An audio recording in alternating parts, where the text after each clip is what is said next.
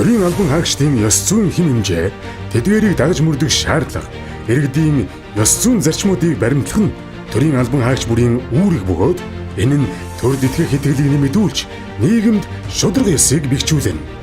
Албан тушаалтан өөрийн мэрэгжил, салбар, байгууллагад даган мөрдөж байгаа ёс зүйн дүрмд үйл ажиллагаагаа нийцүүлэн ажиллах ёстой.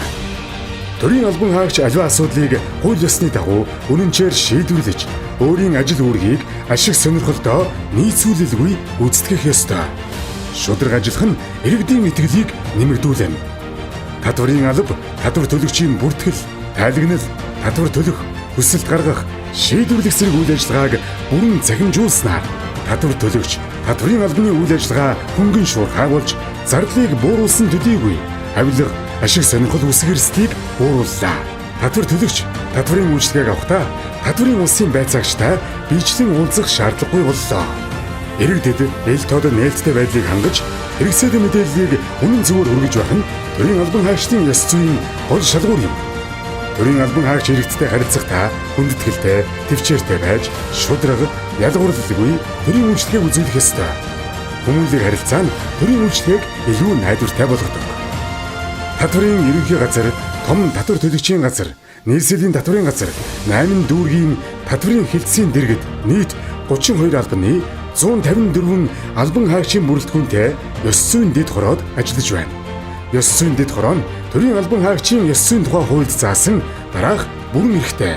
Үүнд ёс зүйн зөрчилтэй холбоотой гомдол мэдээллийг хянан шалгаж, дүгнэлт гарган эрх бүхий байгууллага албан тушаалтанд хүргүүлэх, харьяа байгууллага бүтцийн нэгжид ёс зүйн асуудлаар зөвлөмж өгөх, хариуцсан салбар, байгууллага нэгж дотроо гарч байгаа болон үүсч болзошгүй ёс зүйн зөрчилд дүн шинжилгээ хийх, шалтгаан, нөхцөл, эрсдлийг тооцох, ёс зүйн зөрчлөөс урьдчилан сэргийлэх, соён гэхэрүүлэх ажлыг төлөвлөн зохион байгуулах.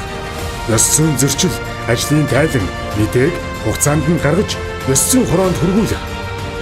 Бүрэн эрхээ хэрэгжүүлэхэд шаардлагатай мэдээ, судалгаа, тайлбар, тодорхойлолт, бусад баримт бичгийг холбогдох байгууллага, аж ахуй нэгж албан тушаалтнаас гаргуулan авах. Хуульд заасан бусад бүрэн эрх. Эдгээр бүрэн эрхээ ёс зүйн дэд хороо хэрэгжүүлэхдээ Монгол улсын ёс зүйн хорооны 2024 оны 5 дугаар тогтоолоор баталсан ёс зүйн дэд хорооны ажиллах журмыг үйл ажиллагаанд баримтлан ажиллаж байна. Төрийн албан хаагч албан үүргээ гүйцэтгэхдээ өөрийн гаргасан буруутай үйлдэл, эс үйлдэхүйн төлөө ёс зүйн хариуцлага хүлээдэг. Төрийн албан хаагч үйл ажиллагаанд ёс зүйн зөрчил гаргасан тохиолдолд ёс суртахууны хариуцлага хүлээх чадварыг эзэмшиж хэвшүүлэх ёстой. Энэ нь ажлын хариуцлагыг дээшлүүлж үр дүнд нөлөөлнө. Төрийн албан хаагчийн ёс зүйн тухай хуулийн 16 дугаар зүйлд зааснаар ёс зүйн дэд хорооны дүгнэлтийг үндэслэн зөрчлийн шинж байдал анх буюу давтан үйлдсэнийг нь харгалзан дараах ёс зүйн хариуцлагын аль нэгийг ногдуулна.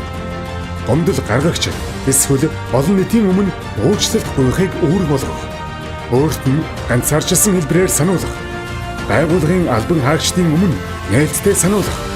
Төрийн албаны тухай хуульд заасны дагуу төрийн албанаас халах. Монголын татварын алба нь ёс зүйтэй, авилга, ашиг сонирхлын зөрчлөөс ангид төрийн үйлчлэгийг татвар төлөгч та бүгдэд үзүүлж ажиллах болно. Татвар төлөгч та татварын албаны ажилтан, татварын улсын байцаагчийн ёс зүйн зөрчлийн талаарх гомдол мэдээллээ тухайн татварын албаны дэргэдэх ёс зүйн дэд хороонд гаргахаас гадна 1800 1288 1800 12 дугаарын утсанд хандан шийдвэрлүүлээрэй.